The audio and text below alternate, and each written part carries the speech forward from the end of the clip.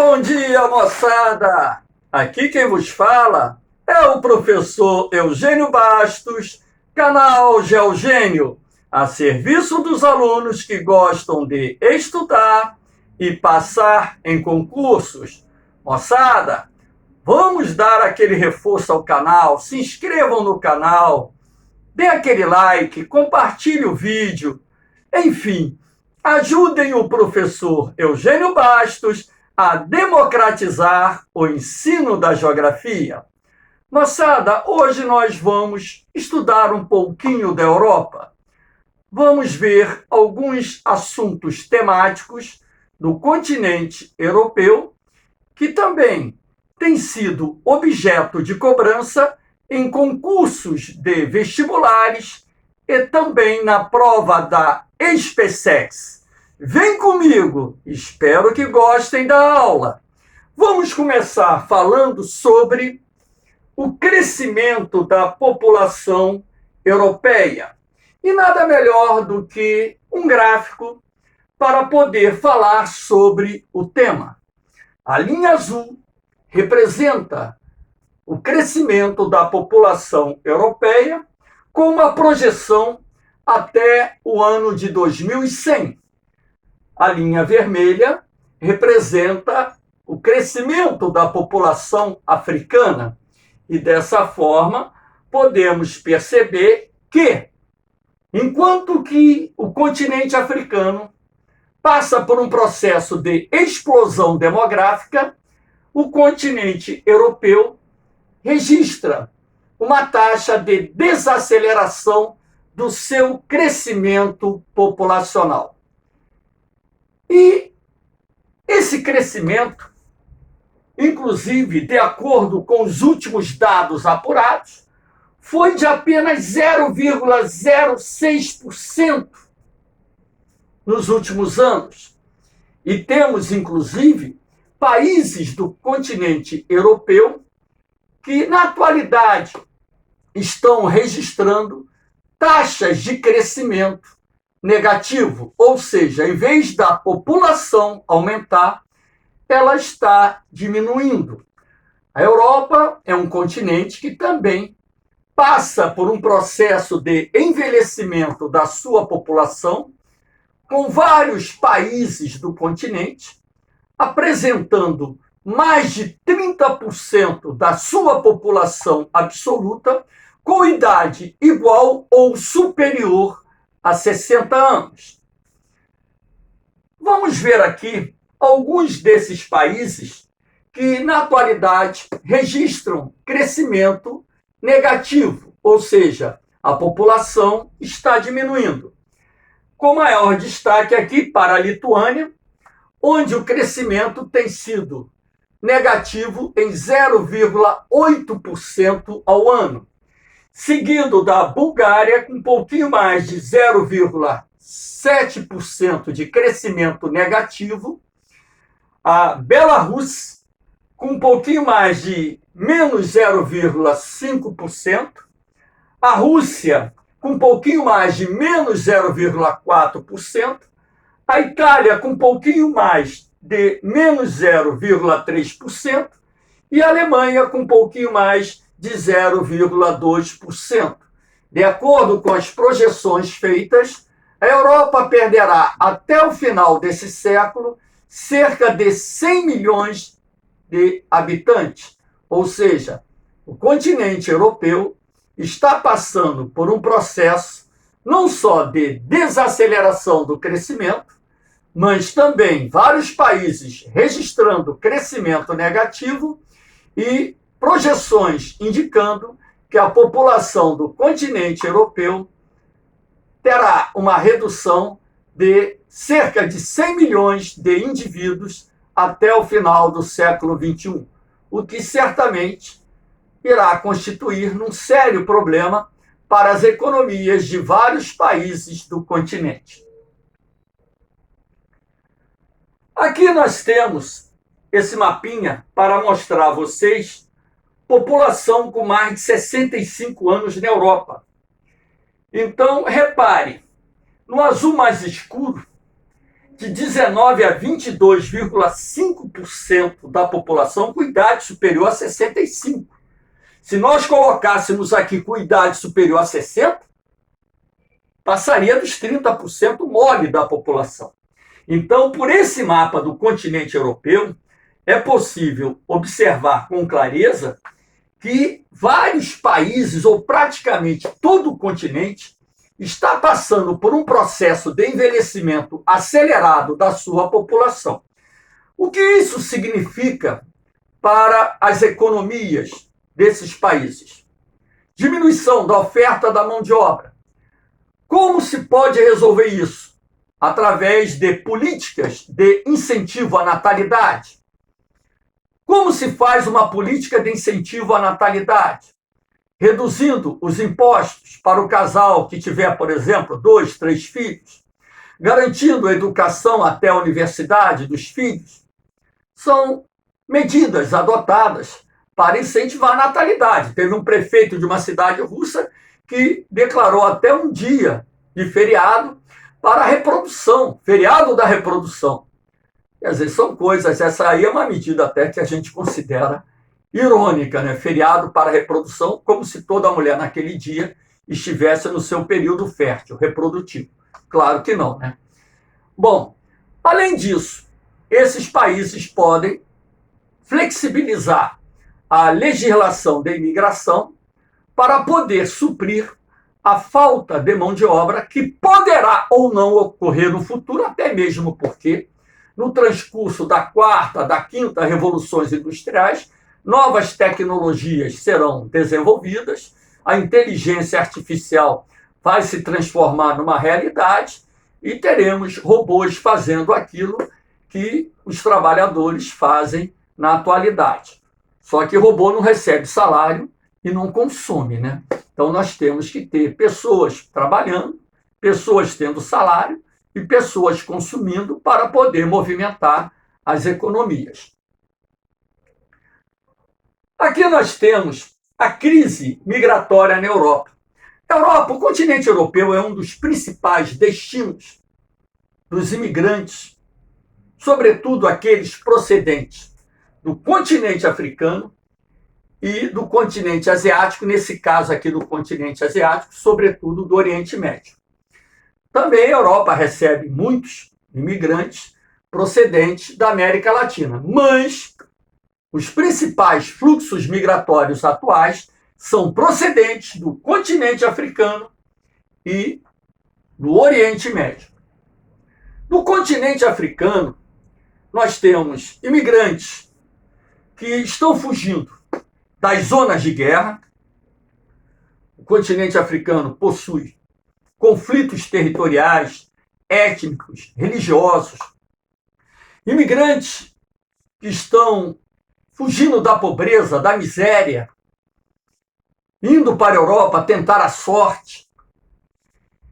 Enfim, no Oriente Médio, a maioria dos imigrantes que têm tentado entrar no continente europeu são procedentes da Síria, país que mergulhou numa guerra civil que vai completar 10 anos, agora em 2021, no qual promoveu o deslocamento de mais de 5 milhões de pessoas e parte dessa população deslocada acabou migrando para outros países. Os sírios, por exemplo, utilizam a Turquia para ingressar, principalmente na Grécia, em função da proximidade que existe entre os dois países, e na Bulgária, e daí seguir em direção aos demais países da União Europeia. Essa crise migratória ela vem se desenvolvendo com maior intensidade nos últimos anos, e os países da União Europeia têm unido esforços para conter essa onda de imigrantes clandestinos para o continente europeu, até mesmo porque essa imigração ela acaba gerando problemas internos nesses países. De que forma os europeus estão agindo para conter essa onda migratória? Aumentando a fiscalização aqui no mar Mediterrâneo, por exemplo, partindo da Líbia. o principal destino desses imigrantes é a ilha de Lampedusa, que pertence à Itália, que também é uma porta de entrada importante. Imigrantes procedentes do Marrocos tentam entrar na Espanha pelo Estreito de Gibraltar, que é muito próximo do continente europeu. O Marrocos fica muito próximo da Espanha através do Estreito de Gibraltar. Enfim, então a presença de barcos patrulhas, navios de guerra, que interceptam embarcações lotadas de imigrantes clandestinos para repatriá-los posteriormente. Também países europeus fortaleceram a presença militar nas suas fronteiras, inclusive cercando as fronteiras, criando novos postos de fronteira para tentar conter a onda migratória procedente da Turquia, principalmente representada por sírios. A União Europeia também criou, outras medidas, que é o maior controle nas estações ferroviárias, portos, aeroportos, como forma de reter esses imigrantes clandestinos e deportá-los para os seus países de origem. Mas parte desses imigrantes acabam logrando êxito e permanecem na Europa como refugiados de guerra. Inclusive, a própria União Europeia decidiu distribuir parte desses imigrantes, que lá já se encontravam, entre os países comunitários, de forma a acolhê-los, sobretudo aqueles procedentes de zonas de guerra que entram no continente como refugiados. Aqui nós temos um gráfico mostrando os principais destinos dos imigrantes. A Alemanha e Rússia, além do Reino Unido, França, Itália e Espanha, são os principais destinos dos imigrantes que ingressam no continente europeu. Esse número aqui é milhões de imigrantes, ou seja, a Alemanha ela possui mais de 12 milhões de imigrantes no seu território. Um detalhe, uma parte considerável da população alemã é de origem turca, mas esses turcos que foram para a Alemanha chegaram no país há mais tempo, tá? A quantidade de turcos que migra hoje para a Alemanha não é tão grande como era no passado, algumas décadas atrás. A Rússia é um grande receptor de imigrantes procedentes das ex-repúblicas da União Soviética.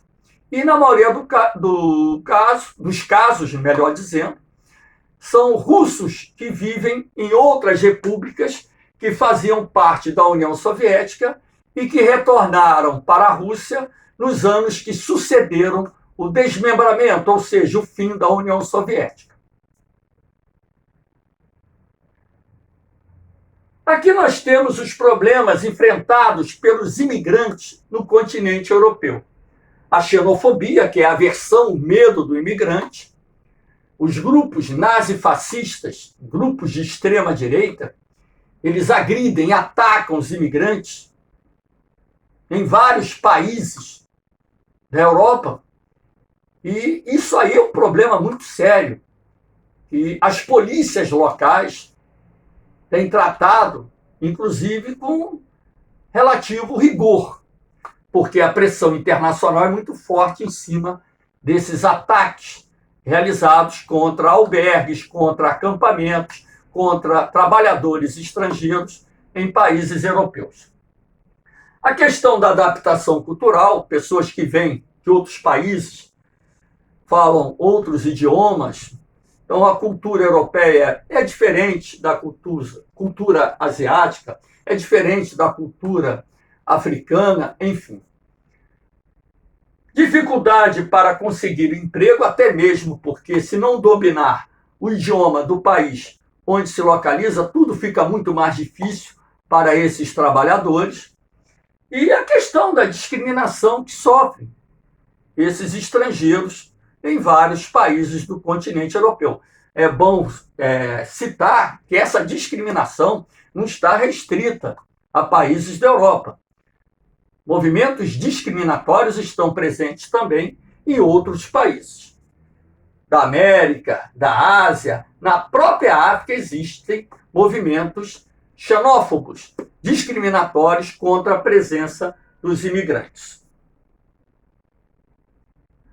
Aqui nós temos os movimentos separatistas na Espanha, algo que tomou conta das manchetes alguns anos atrás, principalmente envolvendo aqui a questão da Catalunha, que em outubro de 2017 foi realizado um referendo, uma consulta popular na província da Catalunha, onde a maior parte dos eleitores que compareceram às urnas votaram pelo sim, ou seja, pela independência da Catalunha da Espanha.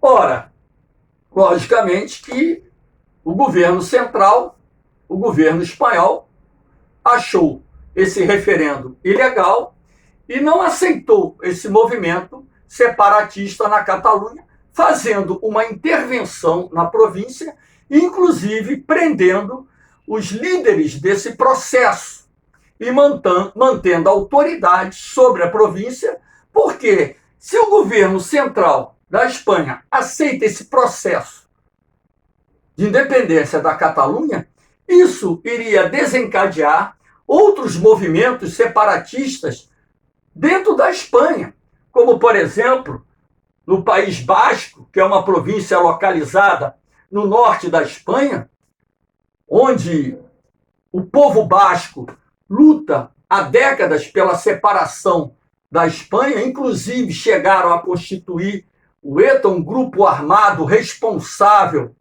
né, por ataques terroristas dentro da Espanha.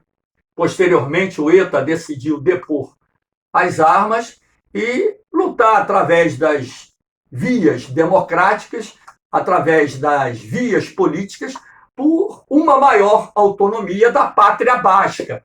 Nós temos aqui a Galícia, que também poderia declarar a sua independência da Espanha, como também outras províncias da Espanha que falam o catalão poderiam também reivindicar a independência e, sendo assim, nós observaríamos um processo de fragmentação do território espanhol que também poderia estimular outros movimentos separatistas em outros países do continente europeu.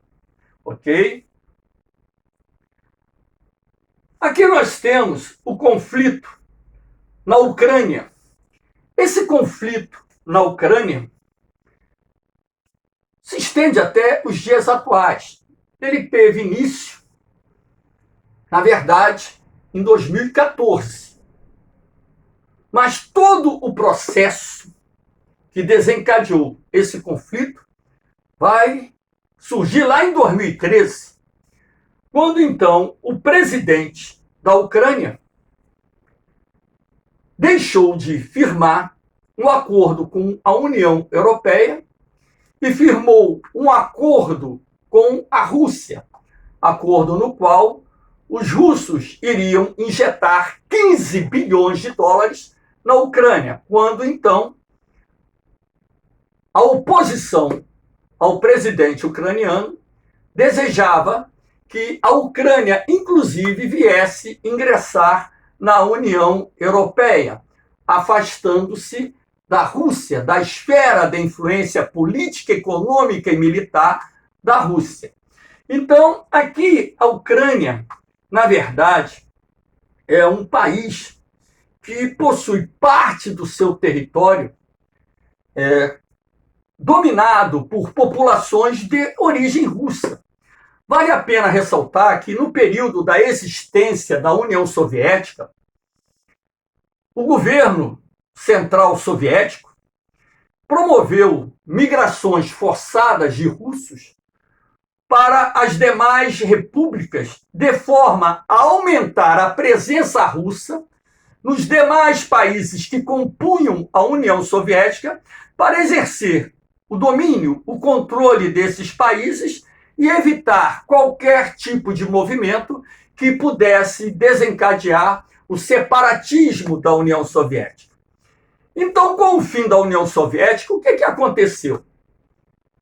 Nas ex-repúblicas soviéticas, você vai encontrar províncias, áreas onde você possui população constituída predominantemente por russos, por descendentes de russos, que falam o russo, como é o caso da Ucrânia.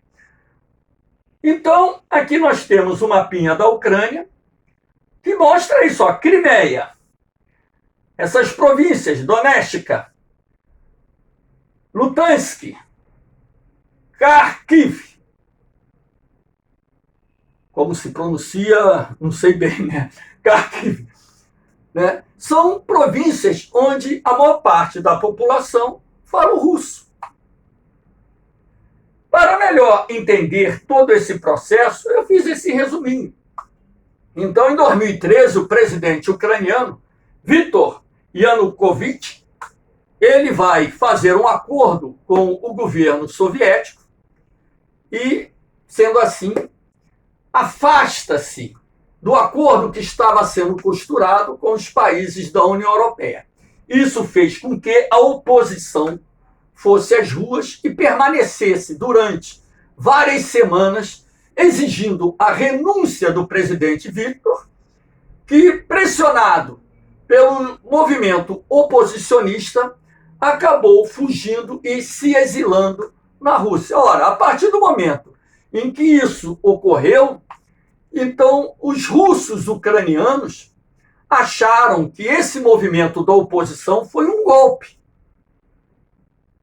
Então a população de origem russa, que é a maioria na península da Crimeia, acabou, né, pressionando o parlamento da Crimeia, composto por maioria de deputados pró-Rússia, a declararem a independência da Ucrânia. E esse parlamento da Crimeia, ele aprova a independência da Ucrânia e solicita a incorporação da Crimeia à Rússia, o que foi aprovado no dia seguinte pelo parlamento russo. Ora, esse movimento vai desencadear uma guerra civil nas províncias do leste da Ucrânia, que são compostas predominantemente por populações que falam russo, descendentes de russos, com o apoio da própria Rússia, que inclusive enviou para a região mercenários, armas, para poder, através da luta armada, obter a independência das províncias do leste da Ucrânia, desencadeando uma guerra civil que se arrasta até os dias atuais. A tensão entre a Ucrânia e a Rússia aumentou muito.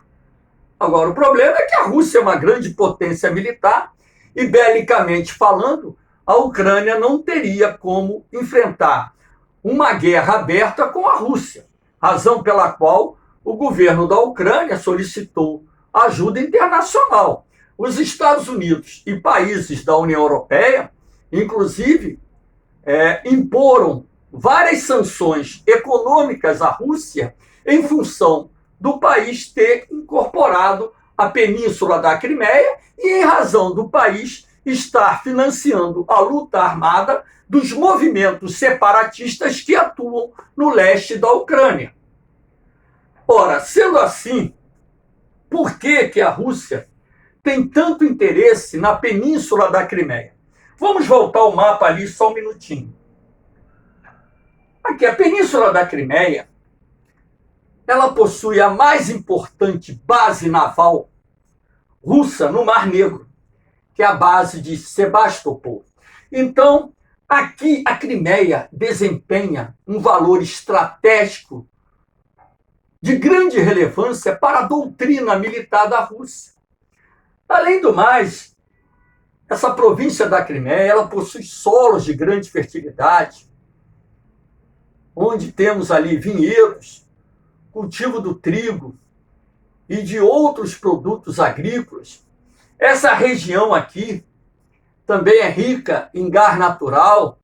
Enfim, além do interesse vinculado à estratégia militar, existe também o interesse econômico sobre a península da Crimeia. Ora, eu acho um tanto quanto difícil os russos devolverem o controle da península da Crimeia para a Ucrânia, até mesmo porque os russos alegam que, historicamente, esse território pertencia à Federação Russa.